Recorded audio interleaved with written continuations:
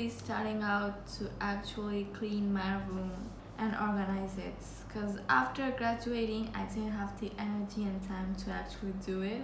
So I will be sharing you my whole process of my room makeover.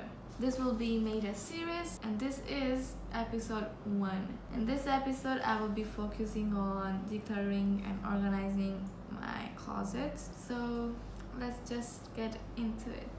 Let me show you real quick the whole mess I have right now in my room. So just be prepared. Okay, so like this is my closet. It doesn't seem to be a mess, quite a mess, but it is actually really messy. It's like dresses and all the jackets and everything. This is a real mess. Like my graduation hat is here. This doesn't open. I have like my K-pop albums go here, which was my TV before. This also is a mess because my desk and then my bed and my side table, of course.